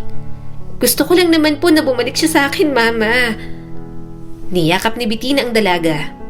Alam ko, anak, nasasaktan ka lang. Bago pa kaya ganyan ang nararamdaman mo. Pero maniwala ka sa akin, lilipas din yan. Tahan na, Ellie, kaya mo yan. Makaka-move on ka rin. Hanggang trabaho, dala-dala niya ang problemang yun tungkol kay Ellie. Hangad niyang makamove on agad ito. Ayaw niyang nasasaktan ng dalaga dahil lang sa ganoon. Naku, Ninang, ano pa bang nakakagulat? Nangaaway po talaga yung si Ellie. Intermitidang Barbie kaya yan. Sabi ng anak ni Lena. Sinaway naman ni Lena ang anak. Bading, manahimik ka. Ito talaga. Anak-anakan pa rin ni Bettina si Ellie. Ikaw talaga. Nagpatuloy pa ang anak ni Lena. Nung mga bata pa nga kami, inaaway ako at ginugupit-gupit ang dress ko. Sabi ba naman sa akin, hindi ako babae kaya pangit sa akin ang dress na binigay ni Ninang Bettina. Hindi ba? Malditang kokak. Napabuntong hininga naman si Bettina. Hinayaang magsalita ang kanyang inaanak ng kung ano-ano. Kilala niya naman ang anak ni Lena. Ganoon na talaga ang tabas ng dila nito. Hindi ko alam. Saad ni Bettina. Hindi ko na talaga alam ang gagawin kay Ellie. Ayokong mangialam sa kanilang dalawa ni Ken dahil relasyon naman nila yon. Isa pa, malinaw naman na si Ellie talaga ang mali. Hindi na rin naman masyadong inisip ni Bettina. Nakita niya naman na tila unti-unti nang nag-move on si Ellie. Lumipas na ang mga taon at nag-focus na lang sa pag-aaral. Nagpakilala na rin ang dalawa pang naging boyfriend pero hindi rin nagtagal at naghihiwalay din. Akala niya talagang nakalimutan na ni Ellie si Ken, kaya nagulat na lang siya nang maabutan ng dalaga sa bahay isang gabi. "Ellie!" Sigaw ni Bettina at mabilis na pumasok sa kwarto ng dalaga. "Anong nangyayari? Huminahon ka, please!" Kauuwi lang ni Bettina mula sa trabaho. Kailanman, hindi niya pa nakita ang dalaga na magwala ng ganoon. Si Ellie na kadalasang kalmado, nagwawala at tinatapon lahat ng gamit na makita nito. Sumisigaw ito at binabato pa ang vase sa pader. "Ellie!" Galit na sigaw ni Bettina. "Huminahon ka! Anong klaseng pag-uugali ito? Hindi kita pinalaki ng ganito." Umikot si Ellie, namumula ang mukha sa galit at luha. "May kasama pong iba si Ken, Mama. Seryoso siya sa babaeng yon. Talagang seryoso siya sa modelong yon. Ang Sofia na yon, malandi siya." Napaatras si Bettina. Pamilyar ang pangalan na Sofia sa kanya. Gayunpaman, hindi niya maalala kung saan niya narinig iyon. "Pero, teka lang. Anong sabi mo, Ellie? Si Ken? Anong kinalaman ni Ken sa pagwawala mo?" Tanong ni Bettina. "Mga taon ang lumipas simula nang naghiwalay kayong dalawa. At meron kang iba pang naging kasintahan mula nun, hindi ba?" Lalong lumakas ang hikbi ni Ellie. "Hindi po ako tumigil sa pagmamahal sa kanya. Siya lang po ang gusto kong mapangasawa ko, Mama. At ngayon kasama niya si Sofia. Girlfriend niya na ngayon ang model na yun at parang nananadya pang Sofia na yun." Akala ni Bettina ay nakamove on na si Ellie. Nakita niya na nag-grow ang kanyang anak kahit na matagal. Pero ngayon, nang marinig yon, napagtanto ni Bettina kung gaano kalalim ang pinanghahawakan ni Ellie sa nakaraan. "Ellie, makinig ka sa akin." Malumanay na sabi ni Bettina. "Wala kang karapatang magalit ng ganito. May sarili ng buhay si Ken ngayon. May kasama siyang iba dahil nakausad siya sa buhay nang wala ka. Oras na para tanggapin mo yon at magpatuloy din." "Hindi! Ayokong marinig yan. Hindi ko po matatanggap. Ako po dapat ang mahal niya, Mama." Nanginginig ang boses ni Ellie sa sobrang galit. "Akin po si Ken. Siyang lalaking gusto ko. Hinding-hindi ako maghahangad ng iba. Siyang gusto ko pero inagaw ng Sofia na yon." Hindi pa niya nakita ang kanyang anak na sobrang natupok ng anumang bagay. Hindi yon ang Ellie na kilala niya. Ang Ellie na nasa harap niya, isang taong desperado at hindi kayang igalang ang desisyon ng ibang tao. "Ellie," kalmadong sabi ni Bettina. "Kailangan mo maunawaan. Hindi mo mapipilit ang isang tao na mahalin ka. Hindi na rin ganon ang nararamdaman ni Ken sa'yo. Nakapili na siya. Kasama niya ngayon si Sofia. Kailangan mong igalang yon." Pero galit na umiiling si Ellie at nag-aalab pa rin ang galit sa mga mata nito. "Hindi! Hindi mo naiintindihan. Marirealize din ni Ken na nagkamali siya sa Sofia na yon. Babalik siya sa akin. Alam kong gagawin niya. Hindi ako matitiis ni Ken kung hindi sana nilandi ng Sofia na yon. Sa akin po dapat si Ken. Inayos ko po ang sarili ko para sa kanya pero ayaw niya akong piliin ang dahil sa babaeng yon. Ayoko, Mama, na mawala siya. Mahal na mahal ko po si Ken." Hindi makapagsalita si Bettina. Hindi niya kayanin ang tindi ng emosyon ni Ellie. Natatakot siya sa pinapakitang pagkahumaling ng dalaga para kay Ken. May bahagi kay Bettina ang gustong kalugin ang kanyang anak para makita nito kung gaano hindi ka-healthy ang mga iniisip nito. Ngunit hindi niya mahanap ang mga tamang salita. Pakiramdam ni Bettina, kahit anong sabihin niya ay hindi pakikinggan ni Ellie. Tuloy-tuloy pa rin si Ellie at malayang tumutulo ang mga luha. "Wala akong pakialam kay Sofia. Wala akong pakialam kung sasabihin niyang mahal niya yon. Basta sa akin pa rin dapat ang bagsak ni Ken. Ako ang mahal niya. Dapat mahal ako ni Ken, Mama. Hindi ko po siya hahayaang makuha ng iba." Ipinikit ni Bettina ang kanyang mga mata. Matibay ang pagmamahal ni Ellie kay Ken pero punong-puno ng desperasyon. At kahit siya, natatakot para doon. Napailing si Bettina. "Ellie, nawala ng feelings ni Ken sa'yo, mga bata pa kayo nun. Alam kong mahirap, pero kailangan mong tanggapin yon. Kay Sofia na masaya si Ken dahil girlfriend niya na. Kung mahal mo isang tao, marunong ka dapat magsakripisyo at ibigay ang kasiyahan niya." Umawang ang bibig ni Ellie. Tumingin ito sa kanya at hindi makapaniwala. Walang salitang tinalikuran siya ng dalaga. Ellie! Tawag niya rito pero hindi na lumingon pa. Tumayo si Bettina at hindi alam kung ano pang sasabihin. Walang salita ang makakapagpaintindi sa dalaga ng mga bagay na ginagawa nito. Nang lumabas si Bettina sa silid, mabigat ang kanyang puso. Hindi niya maiwasang matakot para kay Ellie. Hindi niya alam kung paano tutulungan si Ellie, gayong hindi na ito nakikinig. Inaasahan lang niya na pagdating ng panahon, makakaalis sa yugtong iyon ng dalaga. Eto si Sofia? Gulat na tanong ni Bettina sa inaanak niya. Sumagot naman agad ito. Opo, Ninang. Ang ganda, no? Favorite alaga po namin yan.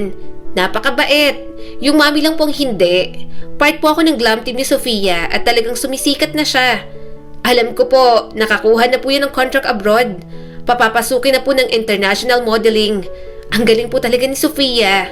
Kitang-kitang may dedication sa gusto. Mabait sa mga nakakatrabaho.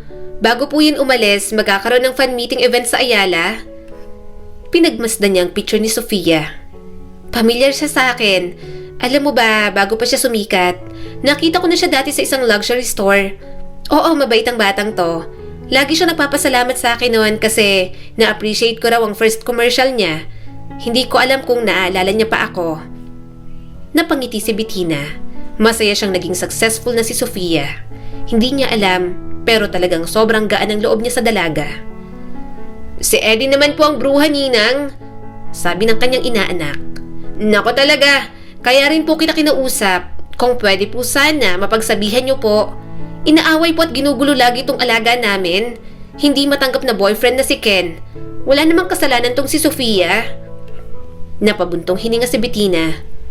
Pagsasabihan ko ulit, pasabi kay Sofia, pasensya na kamo ha. Hindi ko rin talaga maintindihan tong si Ellie. This past few days, nahihirapan na akong kapain ang tumatakbo sa isip niya. Nag-aalala na talaga si Bettina sa perwisyong dinudulot ni Ellie. Gusto niyang magising na ito sa mga ginagawa. Kapag nagpatuloy si Ellie, baka kung saan pa umabot ang lahat. At habang namumroblema siya kay Ellie, isang suliranin sa nakaraan ang mukhang unti-unti nang malulutas. Nako Ninang, wala na. Tapos na po ang fan meeting event ni Sofia pero nang kinuwento naman po kita, naalala ka niya. Sobrang saya nga po ni Sofia na may connection ka po sa akin. Kaso baka hindi niya na po siya maabutan ngayon. Saad ng inaanak niya mula sa kabilang linya. Natigilan siya sa paglalakad sa parking lot. Kabababa niya lang ng sasakyan. Napatingin siya sa flower bouquet na dala niya. Excited pa naman siyang makita si Sofia at humingi na rin ng sorry para sa ginawa ni Ellie. Mami, saglit lang po. Bulalas ng isang dalaga. Napatingin si Bettina sa direksyon ni Sofia. Nakita niyang dalaga kasamang mga guards na patakbo sa isang ginang. Nabitiwan niyang flower bouquet nang makita si Aurora, ang kanyang biyanan at ina ni Sherwin. Ninang, okay lang po kayo? Hello? Sabi pa ng inaanak niya. Habang sumasakay sa van ang mga ito at umalis, nakatulala pa rin si Bettina. Mama? Gulong-gulong isip niya. Ang alam niya, walang kapatid si Sherwin at nang mabuntis siya, imposibleng magbuntis din si Aurora. Wala na naman itong asawa. Posibleng si Sofia si Shaira? Usal ni Bettina. Sumakay agad siya ng sasakyan. Mabilis niyang tinawagan ng tauhan niya na inutusan niyang maghanap kay Shaira. Nagbigay siya ng bagong lead. Pinasubaybayan niya ang kanyang biyana na si Aurora. Kaya naman, pinilit ni Bettina na mag-cruise muli ang mga landas nila ni Sofia at namalayan niya na lamang ang sarili na nasa store kung saan namimili ang dalaga. Nagtitingin-tingin din siya ng damit pero pinagmamasdan niya lang si Sofia. Wait, naalala po kita ma'am. Ikaw po yung... Tinakpan ni Sofia ang bibig at halatang tuwang-tuwa. Ikaw po yung unang nakapansin sa akin ng commercial model pa lang po ako. Napangiti si Bettina pero mata man niyang tinitigan ng dalaga. Ako si Bettina. Masaya akong nakita kita ulit. Pupuntahan sana kita sa fan meeting event mo pero nakaalis ka na raw. Na-late ako. Umabot hanggang mga mata ang ngiti ni Sofia. Okay lang po yon. At least nakita po tayo rito. Sige po, maiwan ko po muna kayo. Mamimili pa po ako at magsusukat ng damit. Gusto niya pang kausapin si Sofia pero hindi niya na alam ang sasabihin. Namumuo ang mga luha niya. Malakas ang pakiramdam niya na sina Sofia at Shaira ay iisa. Maya-maya nakita niyang umalis ang attendant ni Sofia sa tapat ng pinto. Mukhang masakit ang tiyan nito at makikipagpalit yata sa iba. Sakto naman bumukas ang pinto ng fitting room. "Oh, nasaan ang attendant?" Mahinang tanong ni Sofia. Dali-daling tumayo si Bettina. Umalis yata. Mukhang masakit ang tiyan. Ano bang kailangan mo? Pwede akong tumulong?" Napangiti naman si Sofia. Magpapazipper lang po sana ng damit pero nakakahiya naman po, Tita Bettina. Umiling agad siya at marahang pumasok sa loob. Hindi. It's okay, Iha. May kailangan din siyang makita. May kailangan siyang kumpirmahin. At nang makita niyang balat nitong hugis puso sa likod nito, mas lalong bumalot ang gulat sa kanya. "May balat ka?" Tanong ni Bettina. Humalakhak naman si Sofia. "Yes po. Sabi po sa akin dati, malas daw po kapag may balat. Pero sa mga nangyayari po sa career ko, parang sobrang swerte po ng balat na yan sa akin." Nanginig ang boses ni Bettina. Ayusin natin ang buhok mo, ha?" Tumango naman si Sofia. Marahan niyang sinuklay ang buhok nito. Malakas na talagang paniniwala niyang si Shaira ang nasa harap niya. Isang patunay na lang ang kailangan niya. Pinagmasdan niya ang mga nakuhang hibla ng buhok. Kailangan niyang mapatunayan. At sa oras na malaman niyang totoo ang kanyang hinala, mas doble pa ang sakit na matatanggap niya. Ilang taong hinanap ni Bettina ang anak at posibleng nasabihan na niya pala si Shaira. Pagkatapos ng pagsusukat, lumabas na rin naman si Sofia. Pinagmasdan niya ito habang nagbabayad ng mga pinamili nito. Maya-maya'y pumasok sa store si Aurora. Nang makita siya ng kanyang mother-in-law, bakas ang gulat sa mukha nito. Mabilis itong lumapit kay Sofia at hinila ang dalaga. "Tara na!" "Mami?" Kunot noong tanong ni Sofia. "Wait lang po, nagbabayad pa po ako. Miss, pakibilisan po Nagmamadali na po itong mami ko." Nakipaglaban siya ng titig kay Aurora. Nauna itong umiwas ng tingin. Maya-maya'y umalis na rin naman sina Aurora at Sofia. Alam niyang sinisisi siya ni Aurora sa pagkawala ni Sherwin. Subalit kapag nalaman niyang kinuha nito si Shaira mula sa kanya, hindi niya alam kung kaya niya pa bang magpatawad. Ilang taon siyang naging miserable. Hindi niya naman ipagdadamot ang anak niya. Kaya hindi niya maintindihan kung sakaling totoo na kinuha nga nito ang kanyang anak. Subalit kung kailan malapit na si Bettina sa katotohanan, saka naman mangyayari ang mga bagay na hindi niya inaasahan. Abala sa binabasang papeles si Bettina nang pumasok si Ellie sa bahay. Namumutla at halatang takot na takot ang dalaga. Gusot ang damit nito at magulo ang buhok. "Ellie?" Tanong ni Bettina at nanginginig ang boses sa pag-aalala. "Anong problema? Anong nangyari?" Bumagsak si Ellie sa sahig. Nanginginig ang buong katawan nito habang umiiyak. Sumugod si Bettina at lumuhod sa tabi nito. Hinawakan niya agad ang kamay ni Ellie nang makitang maliit na parte ng nalalapnos na balat. "Ellie, kausapin mo ako. Anong nangyari? Bakit ganito ang kamay mo? Halika, gamutin natin to." Saad ni Bettina at punong-puno ng pag-aalala ang boses. "Tinatakot mo ako." Halos hindi na makapagsalita si Ellie sa labis na paghikbi. "Mama, may ginawa kong masama. Hindi ko alam.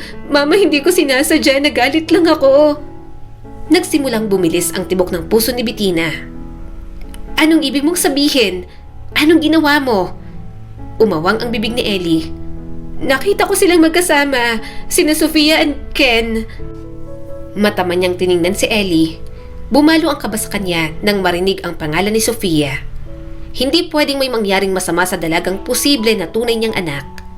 Pinatest na ni Bettina ang nakuhang hair samples at naghihintay na lamang siya ng resulta. Kapag hawak niya na, yun ang ipapakita niya kay Sofia at babawiin niya kay Aurora ang kanyang anak.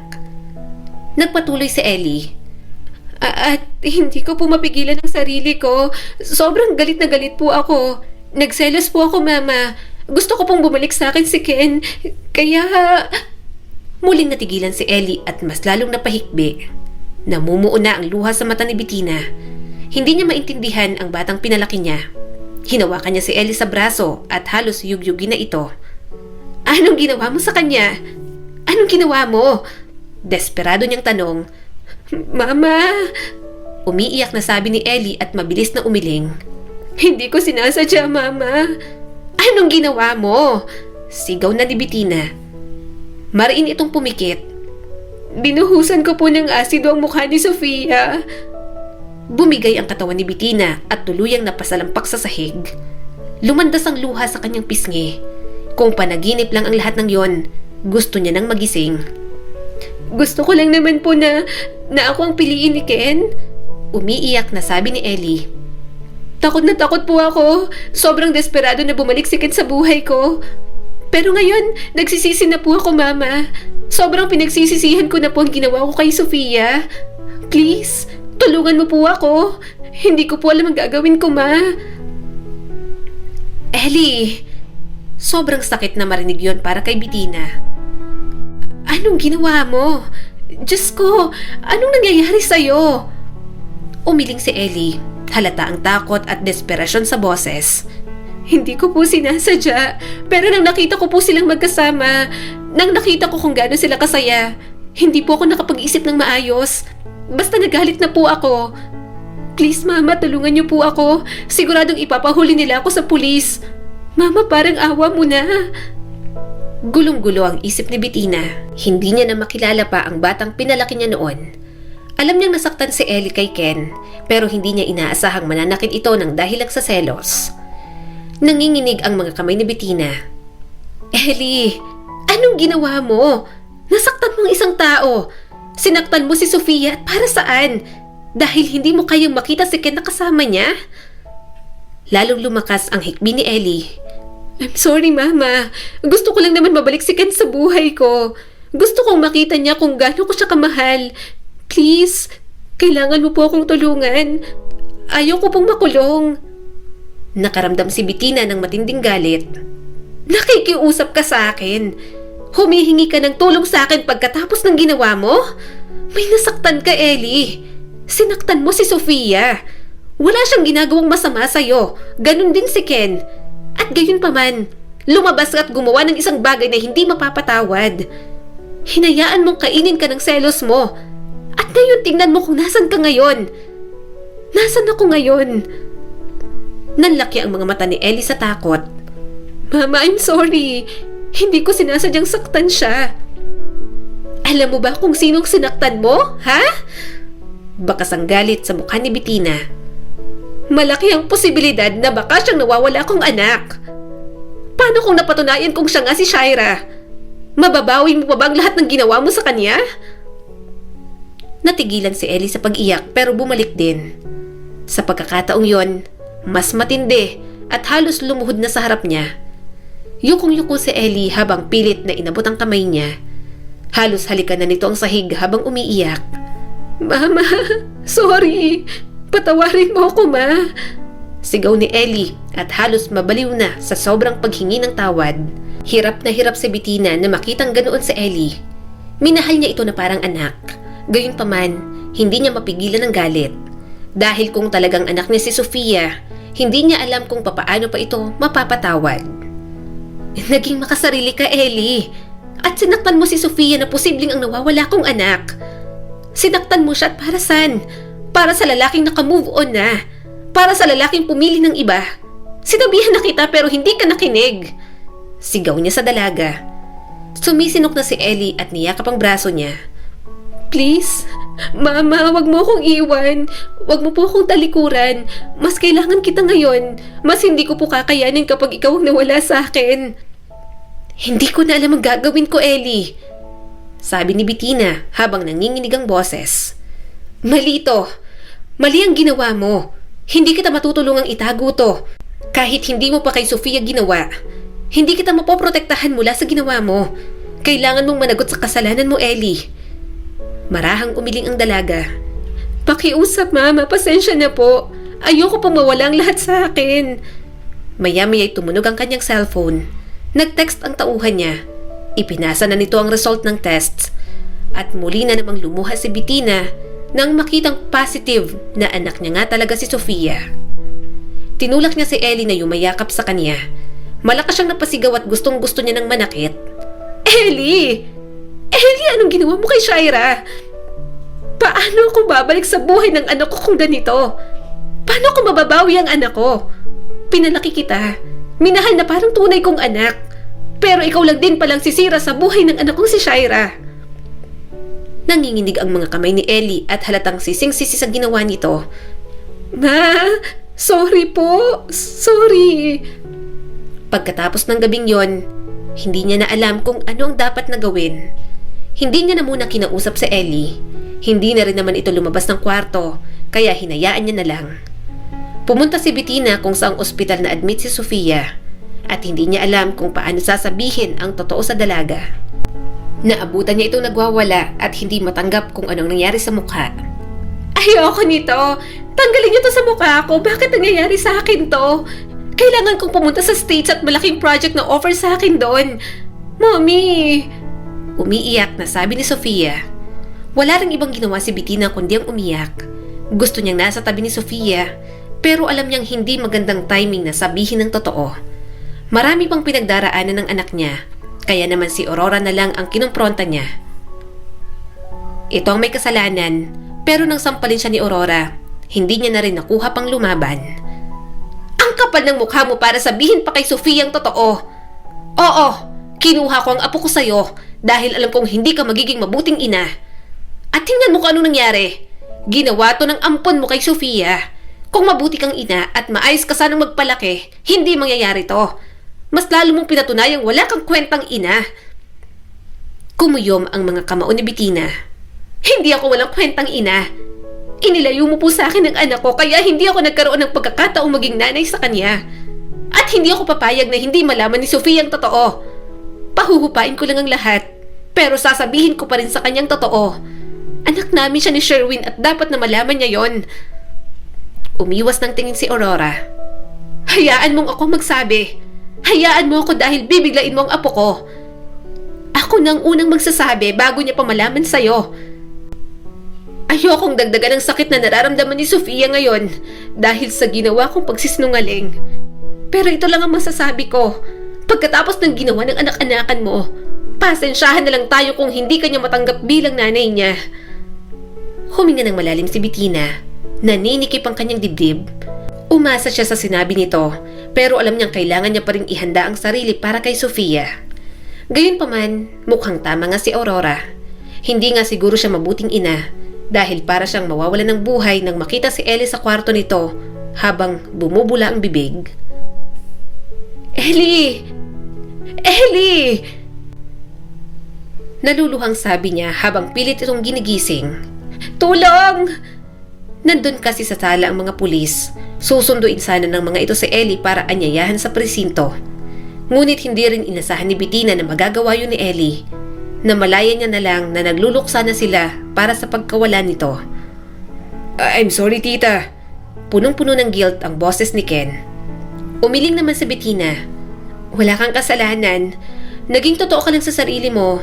Alam kong si Ellie ang nahihirapan sa sarili niya. Pagkatapos ng pagpanaw ni Ellie, hindi niya na alam kung ano pang gagawin. Mahalaga sa kanya si Ellie dahil siya ang nagpalaki rito. Hindi naman sa gusto niya itong pabayaan dahil sa ginawa nito kay Sofia. Gusto niya lang na matuto si Ellie at harapin lahat ng ginawa nitong pagkakamali. Pero mukhang ganun yata talaga ang tinuring niyang anak. Hindi kayang humarap sa mga pagkakamali sa buhay, kaya natuto na lang na tumakas. Huwag mong isipin na may pagkukulang ka kay Ellie. Saksi kami ni Bading kung paano ka naging mabuting ina sa kanya. Si Ellie na lang talagang may problema sa sarili niya. Huwag mong sisisihin ang sarili mo, ha? May anak ka pang kailangang suyuin. Saad ni Lena sa kanya. Nariin siyang pumikit bago tumango. Kailangan niyang ipakita kay Sofia na sincere siya. Alam na nito ang totoo dahil sinabi na rin naman ni Aurora. Yun nga lang, nabuo ang galit dito dahil sa ginawa ni Ellie. Ano ba? Ayoko ng flowers? Napabahing si Sofia at mabilis na tumayo. Itinapon nito sa basurahan ang mga dala niyang bulaklak. Hindi mo ba alam na allergic ako dyan? Napayuko si Bettina. I'm sorry, hindi ko alam. Hindi mo alam dahil hindi naman ako lumaki kasama mo. Hayaan mo na lang akong mag-isa. Bulalas ni Sofia. Mas lalong sumasakit at humahapdi ang sugat ko. Sorry anak. Pagkalabas niya ng kwarto, nakita niya si Aurora. Napailing ito at tinalikuran siya. Hindi na talaga siguro mawawala ang pag-away ng ina ni Sherwin sa kanya. Gayunpaman, masaya siya na hinayaan siya nitong makasama ulit si Sofia. Hindi na nito pinipigilan kahit anong suyo ang gawin niya sa dalaga. Tila binago ng pagkakaroon nila ng anak ni Sherwin ang pagtrato ni Aurora sa kanya. Talagang nasa anak niya na lang kung tatanggapin siya o hindi. Kaya lang, sa sunod na punta ni Bettina, hindi na siya pinapasok ni Sofia. Pero naghintay siya sa labas, hindi siya umalis, umaasang magbago ang isip ng anak niya. Nang makita niyang sumilip ito sa bintana, nagkaroon siya ng munting pag-asa. Kahit malakas ang ulan, hindi pa rin siya pinapasok ni Sofia. Naghintay lang si Bettina ron, hindi niya susukuan si Sofia. Alam niyang nasasaktan lang ang anak niya pero malambot ang puso nito. Ilang taon niya itong hinanap kaya hindi niya susukuan. Maya-maya'y bumukas ang gate at lumabas si Sofia. May dala itong payong at pinayungan siya. Mahina siyang tumawa kahit nanginginig na. Salamat naman at lumabas ka. May dala kong pagkain para sa'yo. Niluto ko para sa'yo. Saglit lang kukunin ko sa sasakyan. Namuo ang luha sa mga mata ni Sofia. Bakit hindi ka pumasok sa sasakyan mo at umalis na lang? Pinaalis na kita pero nandito ka pa rin. Sana nung umulan umalis ka na. Bakit ginagawa mo to? Ayoko na nga makita ka. Kapag nakikita kita, naaalala ko lang ang ginawa sa akin ni Ellie. Kaya hindi ko matanggap na ikaw ang totoo kong ina. Tumulo ang luha ni Bettina. Hindi kita kayang sukuan, anak. Mama mo ako. Ang tagal kitang hinanap. Ngayong nakita na kita. Susuko pa ba ako? Umalis ka na nga. Napahikbi na si Sofia. Kung tinatrato kita ng ganito, umalis ka na lang. Gusto mo ba yon? Gusto mo bang anak na walang respeto? Umalis ka na. Pinilit ngumiti ni Bettina habang nanginginig ang mga labi. Anak, mahal kita. Kahit wala kang respeto sa akin ngayon, mahal na mahal pa rin kita. Alam kong galit ka lang kaya nagagawa mo ang bagay na to. Umawang ang bibig ni Bettina nang bigla na lang siyang yakapin ni Sofia. Sobrang higpit ng yakap nito na para bang natatakot itong mawala siya. Gumanti na rin siya ng yakap. Sobrang tagal niyang pinangarap na muling mayakap ang anak nila ni Sherwin. Gusto ko pong magalit, pero alam ko pong nasasaktan ka rin. Sorry, Mama. Sorry sa nangyari kay Ellie. Alam ko pong anak ang turing mo sa kanya. Gusto ko siyang parusahan pero ayokong tapusin ang buhay niya. Ako ang nasaktan. Ako ang nasira ang career at mukha ko. Pero bakit ako ang nakukonsensya ngayon? Halatang hirap na hirap ang kalooban ni Sofia. Napapikit si Bettina. Dahil mabuti ang puso mo, anak. Pero hindi mo kailangan makonsensya, Sofia. Wala kang kasalanan. Walang may gusto na mangyari yun kay Ellie. May mga bagay lang talaga na hindi natin kayang kontrolin at pigilan. Mahal na mahal kita, anak. Salamat at nakabalik ka na sa akin. Simula ng araw na yon, hinayaan na siya ni Sofia na maging ina rito. Magkakasama na silang tatlo sa iisang bahay. Nang naghilom ang sugat ni Sofia, pareho nilang sinamahan ni Aurora sa ibang bansa para ipaayos ang mukha nito. May mga pagkakataon na nagkakairingan pa sila ng biyana niya pero dahil kay Sofia, nagiging magaan ang lahat. Kayo naman pong tatlo, picture po kayo para naman may bago kayong family picture. Nakangiting sabi ni Ken. Babe, ayusin mo ha, first time to. Magsasama si na mama at mami sa picture. Nakangiting sabi naman ni Sofia, halatang nangaasar. Napatingin si Bettina kay Aurora. Napairap naman ang kanyang biyanan pero tumabi pa rin kay Sofia. Natawa na lang siya at tumabi na rin sa kaliwa ng anak niya. Nagsimula nang magbilang si Ken. 1, 2, 3, smile! Pagka-flash ng ilaw sa kamera, may bulaklak na nahulog sa kandungan ni Bettina. Hindi niya alam kung saan nanggaling yon. Napapikit siya nang biglang maalala si Sherwin. Parang sa isang saglit, dumaan ang pamilyar na amoy nito noong nabubuhay pa. Hindi alam ni Bettina kung guni-guni niya lang yon. Subalit masaya siya dahil mukhang gustong iparating ng kanyang asawa na masaya itong magkakasama silang tatlo bilang isang pamilya. Ang kwentong ito ay nagpapaalala sa atin ng aral tungkol sa pagseselos at inggit. Kung marunong lang sana tayong makontento at hindi ikumpara ang ating mga sarili sa ibang tao, irerespeto tayo at mamahalin ng kahit na sino. Tandaan din natin na ang pag-ibig para sa mga anak ay hindi nangangahulugan na ipagpapaumanhin ang kanilang pagkakamali. Subalit nangangahulugan ng pagtulong sa kanila na matuto mula sa mga maling ginawa nila.